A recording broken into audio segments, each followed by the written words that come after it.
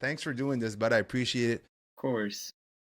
Like I said, I've had you on the podcast before, or whatever you want to call this. To be honest, I'm just looking to have conversations with people that I respect. It doesn't matter if they're in the business of professional wrestling or if they're friends or if it's someone I met throughout the years. I've met a lot of people in different disciplines, from martial arts to Hmm. pro wrestling to all that. And I'm extremely grateful to have been able to build these friendships and these and to know all these people from all sorts of different avenue of life. I'm very blessed to have known some pretty awesome people too, with stories and stuff, and you're one of them. And to be honest, one of the reasons why I wanted to talk to you again is because I've noticed a lot of, I wouldn't say change, but I could tell that I saw you wrestling, was it a few months ago at a torture show, and I noticed compared to the last time I saw you, maybe that was a year and a half before, uh, you've put a lot of work into Johnny Taco and to yourself. You could see, you've put on some weight, some mass. But I'm not just talking about that. There was a different aura. There was a different energy from you. There was a renewed confidence, a little bit more confident. You could tell you're a bit more confident in the Hmm. ring. And I'm just curious to know, man, like I respect the hustle. I respect you, how hard you work. And I could see how much people love you and love Johnny Taco. Like, what's changed? Dan, tell me, like what's it been like to be Johnny Taco for the last 12 months? Whoa. Okay. So what's it like being Johnny Taco the past 12 months? Like, honestly, living the dream. This is what I signed up for, right? But man, there's something about like forcing yourself to like face your fears. Well, not that it's a fear, but like performing is anxiety. And so kind of forcing yourself to be put in that situation on a weekly basis, almost like every weekend of every month, is like it just changes you. And to the point where like when I have a weekend I'm not wrestling and I don't have that stress, I'm like something is off. Something feels weird. I'm just super blessed to like be surrounded with such a supportive family and friends, to be surrounded with my wrestling friends and my entourage. Like, they're not just friends, they're literally people I look up to and people that, like, okay, I want to take a little piece of what they're doing because they're really good. Like, just people's mindsets, people's like way of thinking of wrestling. Like, I just take it all in and I kind of make my own thing because yeah, man, you're right. I mean, this, wrestling wise, Johnny Taco is not the same as last year because last year I was 1 year in, and this past year I've done seminars, I've traveled quintuple the amount of hours that I did the first year, quintuple the amount of shows. Just it's just a crazy ride, man. So I'll hit on a few points. You said number one, the anxiety. Is it an anxiety? I remember when I used to wrestle, there was an anxiety, especially at first, especially if you're wrestling someone you've never wrestled before, if you're going to a different promotion. There's all sorts of different factors that could either make it worse or make it better. If I wrestled at torture when I was going hard, when I was very consistent with wrestling 4 or 5 years ago, if I was at a wrestling show and it was very familiar, like at a torture show, and I knew I was wrestling someone that I either wrestled before or that was very familiar with, I would feel a little less anxious versus to maybe travel 3 or 4 hours, go to a promotion that you don't know exactly. And then that anxiety for me kind of became like a nervous energy, kind of like a notch below the anxiety. Anxiety Yeah, would make me do mistakes. Nervous energy would make me have great fucking matches. And yeah. I could never ever, even 4, 5, 6. I know I did it for a very short time compared to some of these people out there that have been doing this for 17, 18 years, still in the independent circuit. Like I'm talking, I could name a few here in Montreal area or in Quebec, the indie wrestling. But the nervous energy accentuated with my confidence. Like for me, the biggest fear was always self-doubt and confidence. And it was my downfall when I was in mixed martial arts, and it was what held me back a bit during my wrestling career. Was I never fully bought into how good I could potentially be or how good I was at the moment with the experience I had. So I was always questioning myself. And that turned into more anxiety than nervous energy. But I'll tell you, I can remember being in the ring with really good like really good wrestlers, and having this nervous energy, but having this confidence that I would believe that I was going to have a good match. And for the most part, I always had a good match. So if I'd be able to own that skill of not overthinking, just trying your best to tell a story within the minutes that you're allowed in the ring, and doing your best without having to always be spectacular.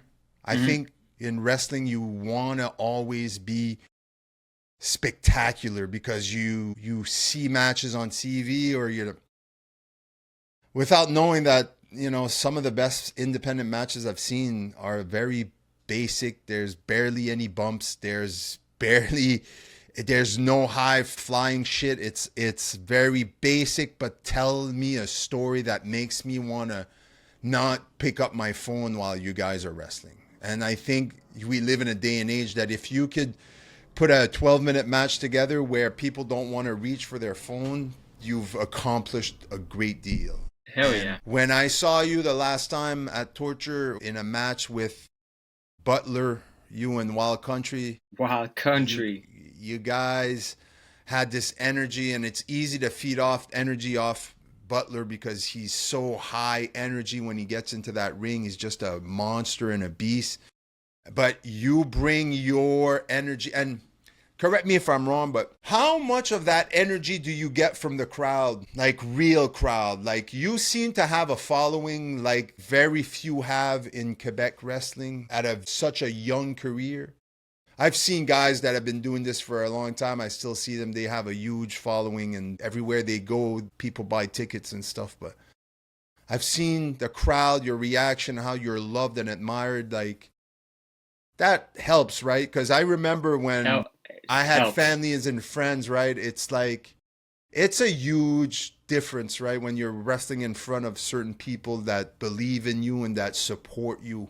That even if you know that you make a mistake and it's a visible mistake, that these people are still going to come to your show, and they're still going to scream, and they're still going to buy the merch. So how much of that do you think how much of that energy do you take from that crowd, and do you use?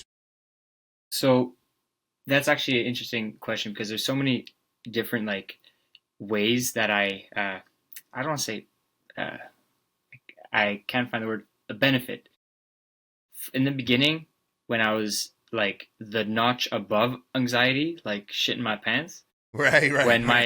When my family was there, that was just cool to come out to, and I do my entrance where you're seeing blurry because you don't even know where, like, and you see your family, and you're like, okay, well, that's cool. And everyone's cheering me. It's like my third match ever, and like everyone's like, taco. It's just a cool feeling to like, okay, at least you're not nervous as hell walking out to like no reaction. That kind of sucks. And also, it's such a good opportunity, like, for the match to go well, because I love getting to tell my opponent before the match. I tell them, listen, my family's here. Rip into them, and they will join in. And not only that, kick my ass, because they will gather the sympathy. If we're peeling back the curtain here and how wrestling works, 90% of what I do is sympathy, right? So, right, man, if I just tell them, like, stomp on my face, I'll hear my mom in the front row be like, get off him, Johnny, get up. And just that, like, other people like latch onto that type of energy, and then someone will start a chant and whatever. So it's super cool for like crowd interaction in the beginning. It definitely helps the confidence. But lately, a lot of places where I've been getting the loudest noise is like places that my family don't even go to, which is crazy. Like, it is they started it and people kind of caught on, and now it's like, even when they're not there, like when I wrestle in Ottawa, and when I wrestle in Ottawa, dude, that place, I sold out all my hats there. The first night I showed up, I brought like 12 hats. I sold them all before my match even started. Amazing. I was like, what the hell's going on here? Amazing. So then when I come out, they're like, that's the taco guy. And then they're like, And then like that, boom. And speaking of Butler and the energy and all that, we had a match in Sept-Îles. We went to Sept-Îles in August, and I had no idea what to expect. It was a long road trip, like 13 hours, and I was like, I didn't really have any expectations for that match. I thought, like I know the guys I'm wrestling, it should be good, whatever. Literally, I don't know if it was the way the arena was built. It was like a hockey arena, but I could hear like every single person like cheer us on. It's as if every punch that we did, every punch that we threw, the crowd would erupt, and every time we would eat a punch, the crowd would boo. And like I never felt a crowd more in the palm of our hands. That's awesome. And that's the time, the time where I could honestly say that like my hot tag, I upped that up to like 50% more intensity solely because of the crowd.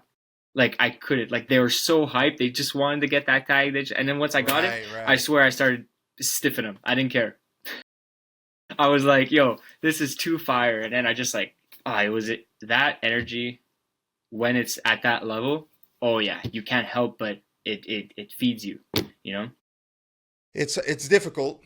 I won't lie. From what I remember, it's not always easy because I tend to hyper focus on the crowd. So if I don't get the reaction that I think I don't want to say deserve. No, but I know what you mean. But right, and then you kind of like.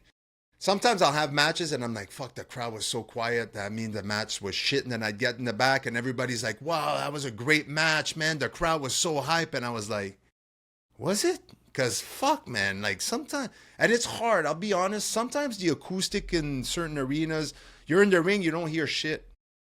And then you go out back, you're like, that was a great match. The crowd was really into it. I'm like, they were, because it was pretty quiet when I felt it, So I don't always pay it like a real attention anymore. Like because obviously you want to feed off the crowd. Like, you know what it is to be a wrestler. You want to feed off the crowd and you want to try to read them as well. If you're going into a direction and you notice that you're not getting anything, that you got to switch, you got to be able to be professional and be good. And that comes with experience. The more you do it, the more you can read, the more you can adapt and pivot on the go and during the matches. But yeah, it's I spoke to someone a few weeks ago and they were asking me if I miss it. And I said, there's one thing I definitely miss. It's like the energy is like nothing else. Like it comes as close to as when I used to actually fight in MMA and walk out to the cage or to the ring where you're like, that what you said earlier, like you're a notch above anxiety where you're shitting your pants. Well, you're going into a cage fight. It's either anxiety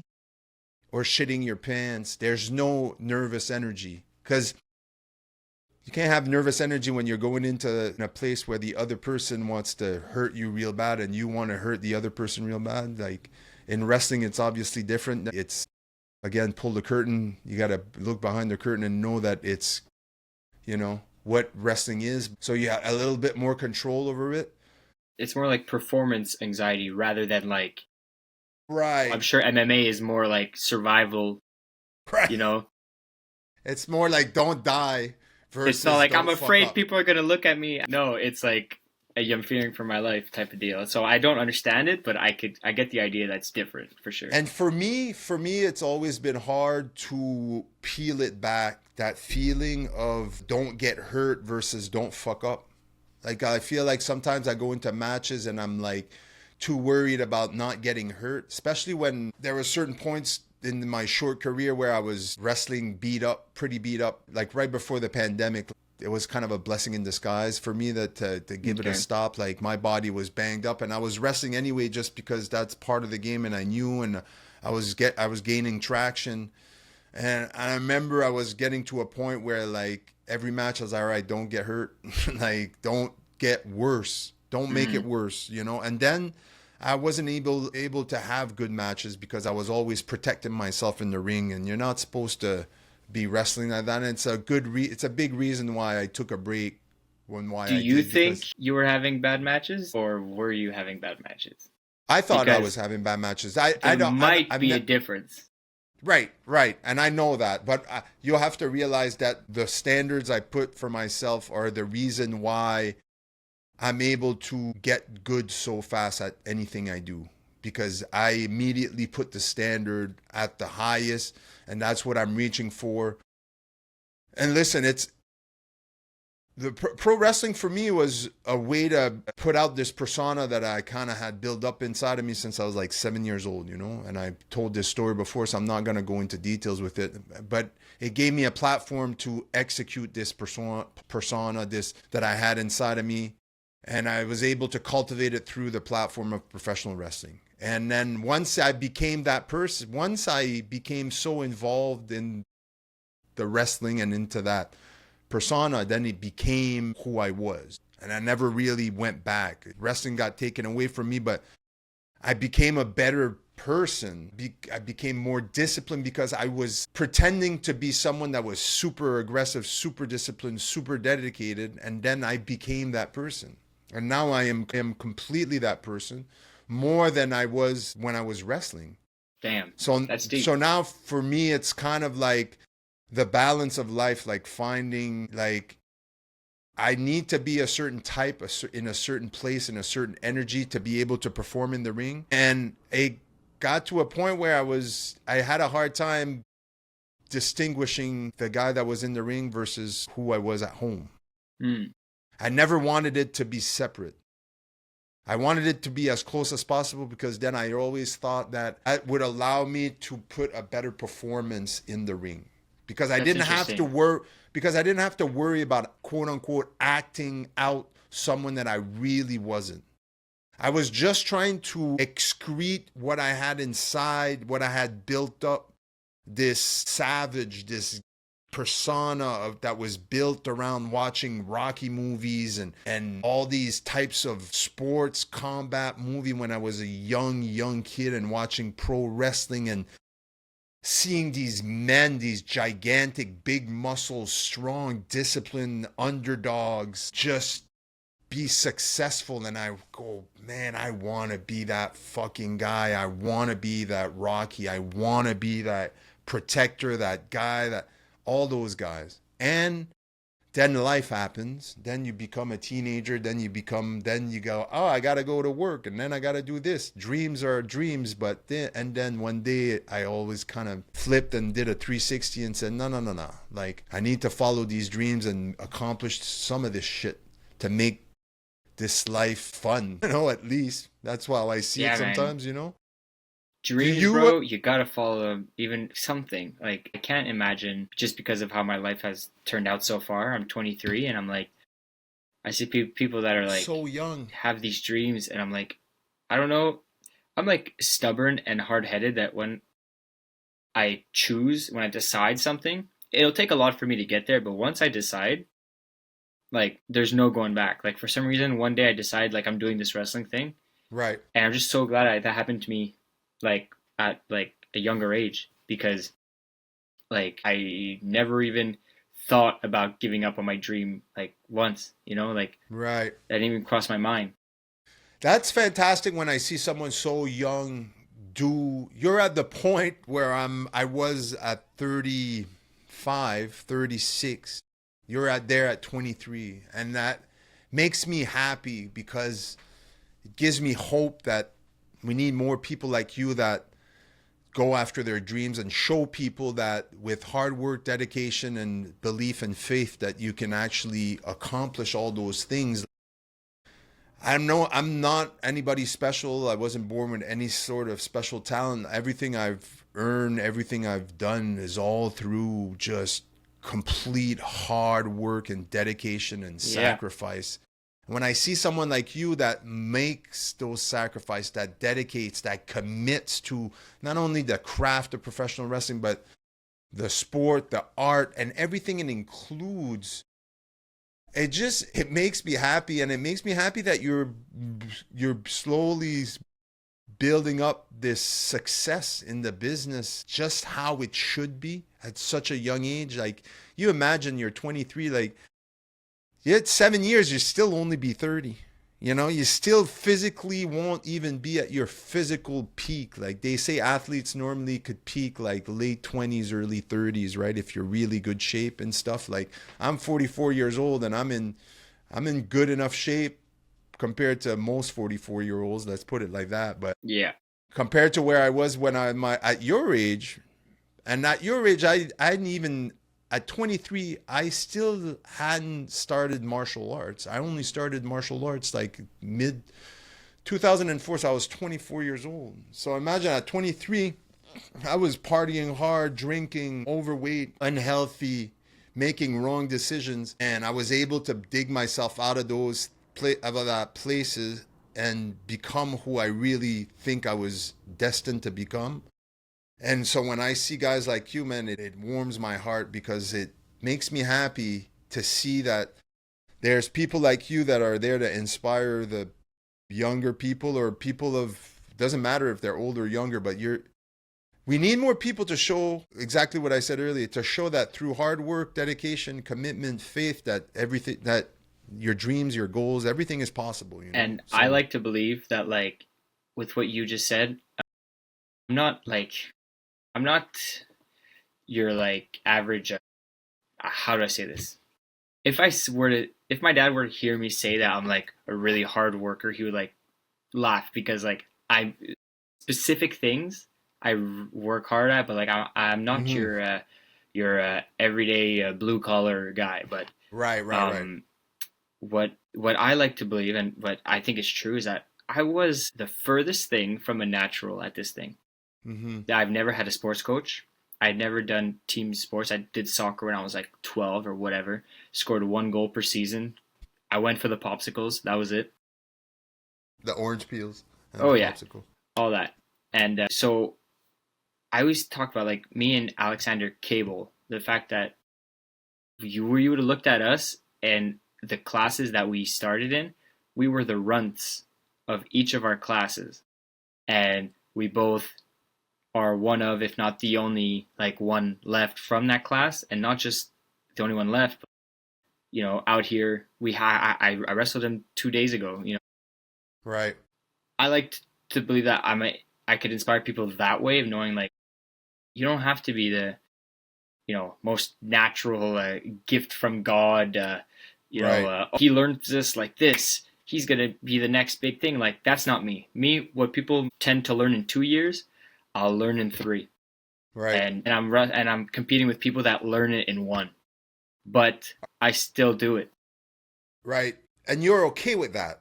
You're okay in being that person that takes longer to learn something versus maybe someone that's a bit more gifted athletically. And it's interesting you ask me that because absolutely, and I'll tell you why. Because I realized that about myself. I'm even at school when I was a kid.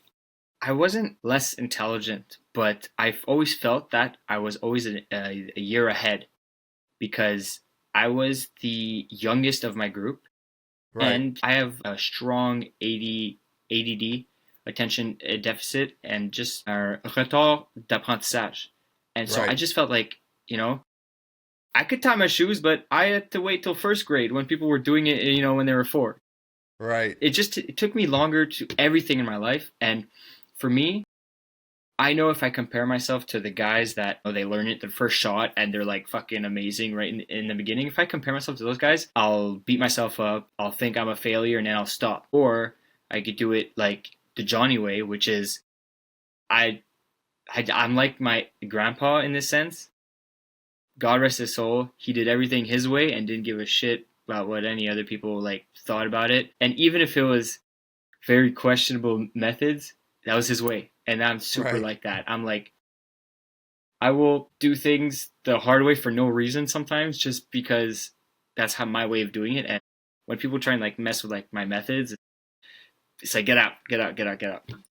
I can 100% know exactly what you mean because I am a very similar. You ask my wife, she's like, dude, we were talking about this the other day. She said, "You, if something small happens in your day that just fucking makes you have to delay everything you were planning on doing," she's like, Forget "I'm a about lot it. better at it. I'm a lot better at it now because I'm a little bit more like a guy. I need to learn how. You got 2 kids, man. You got to learn to go up with the fucking flow sometimes." But I'm very disciplined, and that means like that my routine is everything. Most weeks look exactly the same week after week after week. But being able, I guess my point, because I asked you this, was I guess you have to be able to accept who you are. Either you see it as a fault or a quality, whatever it is. You have to accept that Johnny Taco, he takes him a little longer to get to the same point that someone else. And it's funny Absolutely. because me and Gabriel were talking earlier, and he said the quote, and I've heard it before, that says, comparison is the thief of joy. Boom. You know, we live in a day and age where we spend our days on social media and we use it as a tool, especially when you're in the wrestling business. You got to use social media. And if you're not careful, you can always seem to compare with other people and what you see. And that was always the hardest for me. I used it sometimes as fuel to keep me from becoming complacent and lazy. I would Hmm. see other people working hard and moving forward, and I'd be like, fuck this, like burn a fire in my ass. But also sometimes by being like that, you tend to forget sometimes how much road that you actually traveled, how much you actually improved. Like So I've said true. this before, like you gotta be able to take inventory and everything you've done in the past year, in the past 2 years, in the past 10 years, like because sometimes you won't realize it, but you'll speak to friends or family that you don't speak that often, so they don't really see the new you. They might Hmm. still have the picture in their head of the guy you were 10 years ago, the guy that used to party and drink and be a little bit more rough around the edges, whatever you want to, who I was 10, 15 years ago. And then you got to be able to accept that not everybody knows who you are in this moment, and no one should, is what I mean. Like I have two, maybe three close friends that know exactly who I am in this moment. And most of the other people, they kind of know through social media and through, talking once in a while. But if you're not interacting with me on a day to day or week to week basis, I don't think you can really paint a beautiful, a correct picture of who I really am. I think it goes for everybody. It might go for you in the same way. But being able to accept certain things about you is extremely important. Being able Don't to get me accept who wrong. you Like were. we all got insecurities and stuff, right? Like I'm no different. Like believe me, I'm fucking full of them. But Mm-hmm. that's just one thing that for some reason I just accepted. I don't know why, how, but it's just. And if I could be honest, um, when you're hanging out with someone like Yane Harrison, you know, Mm-hmm. love the guy. We're like super close friends. But like sometimes I was like, okay, he's like he was a natural the second he walked through that door. He started Right. training a few months after me, and then he was literally his nickname then was the blue chipper Blue chipper, chip. and now Yeah. he's the top prospect. It's not a gimmick. But the thing is with him is much as he's a natural, he busts his ass. Like You're right. we had the same physique once upon a time, and I'm only starting to meal prep now, 2.5 years in when Yane started Right. right in the beginning. I just wasn't there yet. I wasn't there mentally. I didn't care so much about my physique as then. Like now that I'm getting more serious with it, I'm like, okay, what's the next step for me to stand out? If I even want to have a remote chance at being noticed by any wrestling company that offers contracts, Right. I gotta up my physical game because I'm and if I'm not jacked, I have to be the best cruiserweight in the world, which I'm not. Right. So um, it's just I things think. like that. I had to adapt and be like, you know what, I'll do things my own way. It's worked so far, and if it doesn't work, I'll say I did it my way. But it will Right. work. I think. I think wrestling is one of those things that there's a. You look around, especially on the independent scene. Yeah, you can't really look at the WWE and maybe AEW a little bit, but WWE seems to be its own machine. The people that are there seem to be the cream of the crop. You look at them, they're self-made. A lot of these wrestlers have been wrestling there for years. They have a system that works. You're wrestling for TV and commercials, and it's like a movie, right? It's like a TV show. It's episodes after episodes.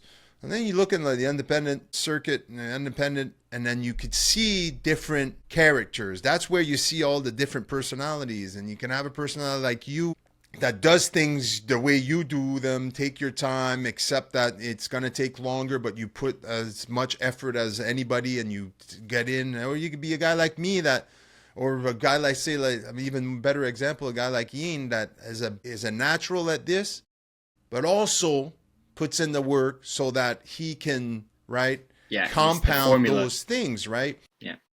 Look, I've coached a lot of kids through my years of coaching baseball, and there's one thing that I try to repeat to themselves. It's just like when you're young, you get into a sport like baseball. When you're young, you're extremely talented. You got these kids that are just natural baseball players. From the first time they pick up a ball to a mitt to a baseball bat, they could swing properly. Their mechanics are on point, or they get really good coaching at a very young age. Either their father was a former baseball player. Like I've seen them all. I've seen them all. I've seen the guys that are born with the touch of God, but they have zero work ethic. And when they get to a certain age, the guys that were never as gifted, but that worked or that were consistent and worked harder would always end up passing the guys that are just relying on Naturals. Yep. talent alone, right? You've heard the saying, Super like agree. hard work, dedication to me is it is the foundation. That's why I'm a harper. That's why I'm a huge believer and a huge pusher of discipline. Like people go, well, what does that mean, discipline? What do you mean you're disciplined? Yeah, I am disciplined too. Like, no, I'm at a point in my life where I try to use every single thing I do. Either it be a trivial task at work, either it be something at home, either it's on the drive home, the way I drive anything to do the right thing and anything to sharpen my skill of discipline. Anything that will allow me one day when I really need it, that it's not going to be something that I'll go, maybe I'm going to skip it today when I know it's really important. So for me, discipline, for how I choose to live my life, Mm-hmm. I'm not saying everybody has to live my life. And I'm not saying, I think a lot of people, when I put my message out there on social media, they might feel that I think it's the only way people should live their lives. That's not what I mean, but I do believe that if people would be more cognizant of having a purpose in life and then working towards, number one, figuring out what that purpose is. And then once they found out what that purpose is, what that gift is, it's the same thing. To me, that's Mm-hmm. how I see it. You were born with a gift, and then you spend years putting shit over it and then forgetting what it is and then going, maybe I can do this. Then you get lost in the day-to-day of everyday life, right? School, work, what am I going to do with my life? I got to earn money, I got to pay bills, I got to have a car, I got to get a house, I got to get a family, I got to do this. Like, fuck. Instead of just giving up, giving everything, like, I'm not saying giving up, but just going like, okay, I need to find a purpose, I need to find what my purpose is, what my gift is. And the journey into finding that gift is where you learn about yourself and who you are and the things you need to fix and the things you got to shed and the things that you need to keep till you can bring along on your journey so you can level up and then keep going and then, right? That's how I choose to see it. Every single day is just an opportunity for me And to you become a know, better version of myself. you say that like obviously your way to live is not the way you think everyone should live, but a part of me is like, I look at your page, I'm like, if everyone did what you did, I think the world would be a better place, brother. Because there's a lot of I people. appreciate those words because sometimes that's what I keep telling myself every single day. And I try to find the best way to put that message out there without being the guy that says, fuck, drop that burger and go to the gym or. Bro, they could just unfollow you if they want. Right. Screw that, because just your approach to like health, I super agree with, just because like, listen, we're not going to get too into it. It's not that like I don't trust modern medicine at all. It's just more the fact that I don't think they even fully understand everything. And there's also the factor of like money that we don't understand, but that like pharmaceuticals, that lovely word. We But could stop here and start talking about that for an hour. so I'm I sure get we where you're could. going. I'm sure we could, but I find it really interesting, like when you help remind me of even like, if you're having this type of symptom, and like we automatically go to like Advils and whatever, Right. or maybe it's because I've been in my room all fucking day, Right. or maybe it's because I haven't been eating enough vitamins, or maybe it's because I haven't been doing enough exercise, Right. or maybe it's because like just all sorts of stuff that people, if you put all your faith in that type of modern medicine, you will not get that information, and you'll get it if you follow Stefan Paulson, but so I it, think if people did more like that, man, the world would be better. So like, don't be afraid of imposing that, because they could you just know, unfollow you. agree with that. I agree what you said. And you know what? You're right. You're absolutely right. The thing that I think it boils down for me, which is important, which I think this is truly, I believe that everybody should live this way though. And I think if they did, we would all be in a better place. That I'm ready to put my hand in the fire is that we all need to practice extreme, how do I call it normally? It's like extreme accountability. And what do I mean when I say extreme account? Like I use the word extreme because sometimes you have to go to the extreme and be accountable to yourself. Like you can't, and that's how I live my life every single day. I keep myself accountable and I make sure that I've turned every stone today that'll make me, that'll try. I don't, look, I'm not successful every single day. There's days No, where for I sure, don't yeah. always keep myself accountable. But I feel like that if everybody kept themselves accountable and used this extreme accountability where you not only in the I said I was going to do it, so I need to keep myself accountable. Yes, you do. That you do. But I think that people need to also accept that we are animals, we're humans, and we have instincts, and to not always fight those instincts. We shouldn't always be fighting these instincts because society tells us that that instinct might be a fault or something where I'm going like, listen, at the end of the day, I'm trying my best, trial and error, to live my life a certain way where I don't want to be a nuisance to anybody else's life for as long as I live. So it's a huge reason why I work out and why I watch my nutrition, why I take vitamins and supplements like I do, because I don't want to get to an age where my wife has to wipe my ass every time I go to the bathroom. I don't want to get to a point where I can't go upstairs because I'm broken. I don't want to get to a point where I have to be dependent on medication to be able to eat a piece of cake because I'm a diabetic and my blood sugar can't fucking function anymore. And I see every year after year after year, I see more and more people that they've given up a long time ago and it's just catching up to them now.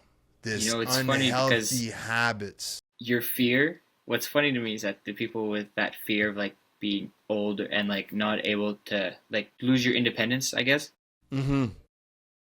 the people that fear that the most are the ones that, in my opinion, are in like good health. Like I have Right. a friend from work who's like super on their nutrition workouts. She's in her 50s, and dude, she looks better than like so many people that I know in their late 80s, and it's just, and she still fears getting old and being like not independent. I'm like, she like she literally handles the boxes that come in and out of our office, like heavy, not heavy, whatever. She's in her 50s and she carries it like it's nothing, because it is nothing to her, because she's Right. like she's not out of shape. She's in great shape, and it's same as you. Like, I feel like it's the people that don't have that fear that seem to Right. just, like you said, they just kind of give it up, and then one day it's just gonna creep up on them. It doesn't eat away at them as much as everyone else.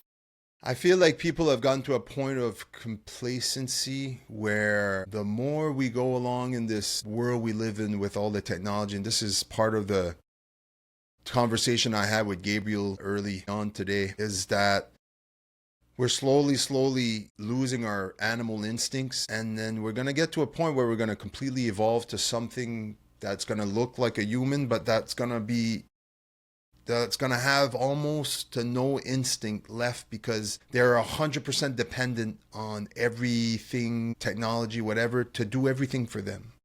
So you don't need to learn to be this. You don't need to learn this life skill because, there's a app for that. You don't need to learn this because, And we're there's all an app victims for of that. it too. It's crazy. We're Like I'm so aware 100%, of it. I'm so aware of right? it, but I'm like, dude, me it's GPS. I started driving Right. with GPSs, and like I'm at the point. Even if I know where I'm going, I want to know if there's traffic. I want to know if there's a cop Right. or something. So even Right. if it's the same road I do all the time, GPS, no matter what.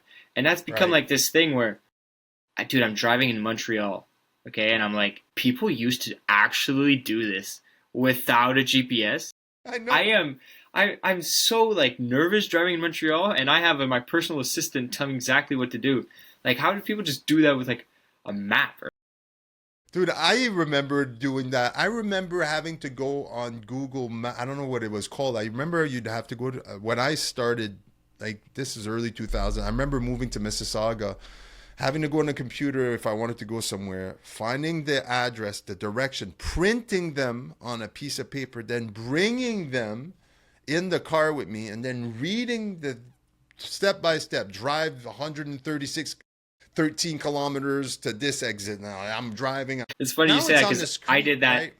I actually lied because I started driving when on a scooter, like a moped, Mm, and GPSs existed, but I had nowhere to put my phone, right? right, So I actually used to print them as well and put them in my seat. And sometimes I would just pull over on the side of the road, park, open the seat, read it, right. and then close it, go back on the road. Like I did that twice in the same trip, you know? I think it was called MapQuest, if I remember correctly. I'd have to check, but yeah, man, we become dependent on certain things, and I do the same thing. Sometimes I'll go to somewhere with the GPS, and I force myself to not put the GPS on. I'm like, I'll just take the route that I know because there's a lot of places you drive in Montreal, you could take 2 or 3 different routes.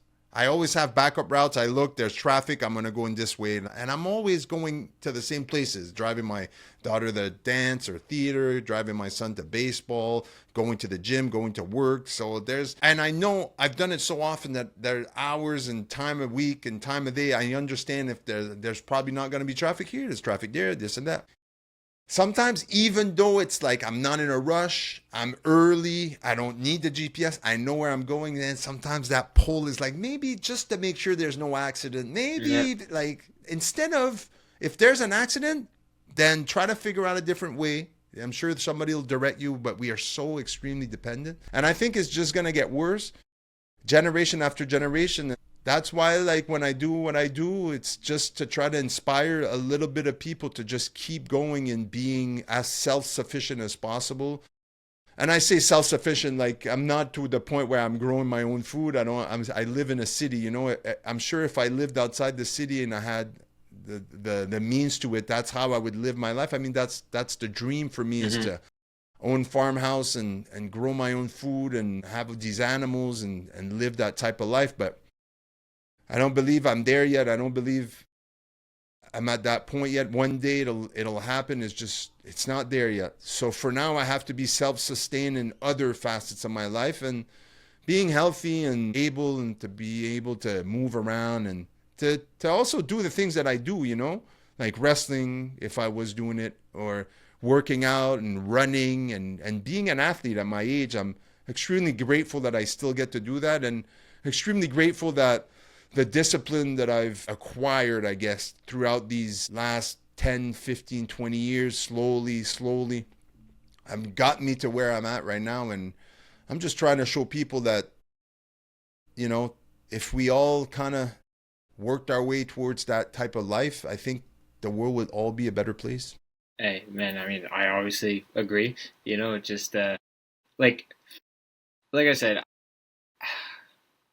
I can't wait to like hopefully we we can have this conversation again in like fucking 10 years, because like Right, I'm very well aware that like I'm 23, you've had much different life experiences, much more, you know. right. Um a lot of things you talk about, I get it, but like I don't get it, you know. Right, of course. If you haven't lived it, it's hard for you to understand Exactly. and But put like yourself in that context, you know? I can try to understand a lot of those things, but Right.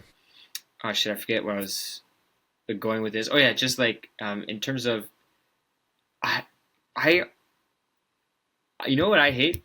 I hate looking at pictures of me a year ago and feeling Right. like I'm the exact same person. I pride myself on actually feeling like like I'm not. So I look at a picture of me last year. I'm doing a lot of the same things, but I think I'm a much better performer now. Right. I've started a nutrition plan, just stuff. And like next year, I hope to be like 20 pounds heavier. And if even if that's my only win, it's like at least when I look back, it'll be like there's just something because I'm afraid. My fear is being stagnant in life Mm-hmm. and losing track of time and being like, holy shit, what the hell happened? I'm like 40 or 50 or just whatever. Like I don't want to lose track of time. I want to like take every year as like, okay, I'm 23. I know I'm young, but like still don't let it slip away. It's now. Like time to work is now for me.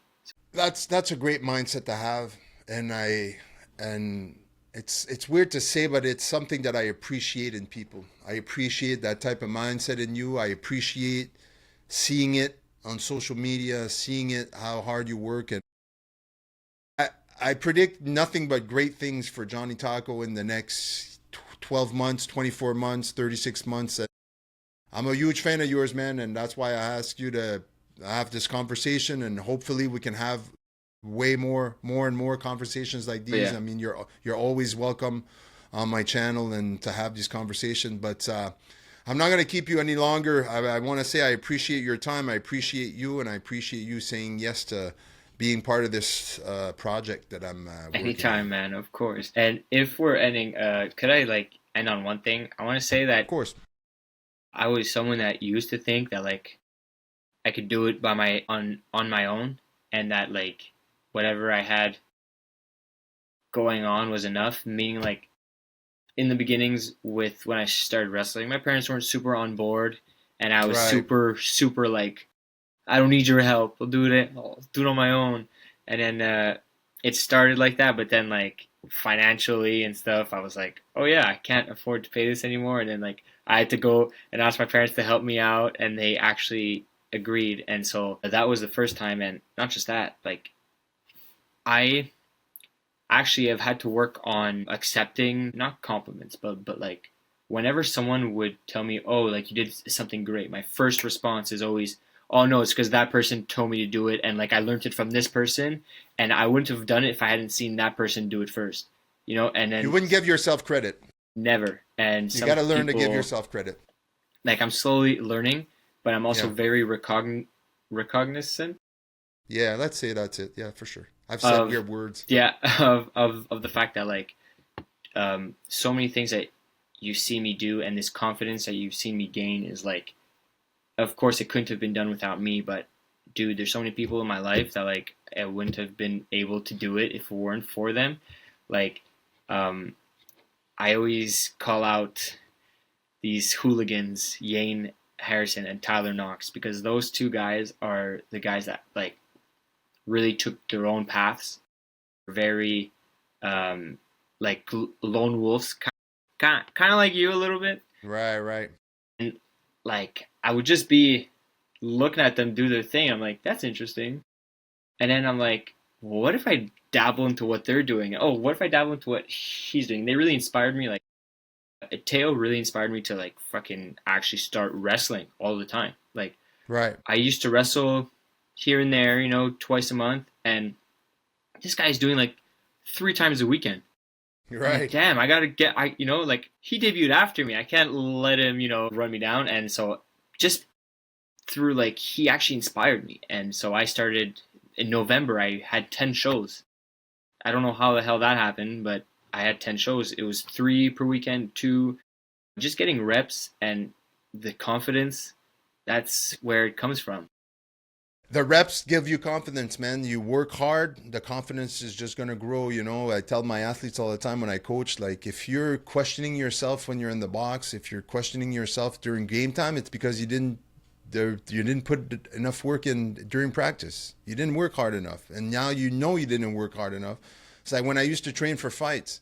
If I did the bare minimum and I didn't show up to training camp half the time, and I was skipping on workouts and stuff, I came to the fight. I knew I knew I was in shit. I knew I was in trouble because I knew I didn't put in the work. So I wasn't. You failed confident. to prepare. You prepared to Right. fail. Hey, preach, man. That's wisdom right there. Let's end on that, brother. Yeet, indeed. Man, I appreciate you. I appreciate you taking the time doing all this, man. And again, we're going to do this again, hopefully. I know you're a busy guy, but anytime you're free for an hour, buddy, I'd always love to chat with you. Anytime. It's always a great time, and it's a cool setup you got going on. Not a lot of people are doing what you're doing, so... Appreciate it, brother. Tell Keep people it where going. they can follow you on Instagram and so on and so forth. You can follow Johnny Taco at johnnytaco.w on Instagram or Johnny Taco on Facebook. I post all my upcoming events and also a lot of just random content. And don't forget to follow Savage Paulson. It's the man right there. Wait. It's the man That right way. there. It's all right. Yeah. Point the other way. Yeah. Like this. That's the man right over there. Somewhere. Appreciate you, brother. Preach. I love you, bud. Thanks Hey, a I lot. love you too, bro. Hey, All happy right. holidays. Happy holidays. Merry Christmas, brother. Happy All the New best Year. to you and your family. Happy New Year's to you too, my friend. You as well, man. Right on, brother. All right, take care. Talk soon.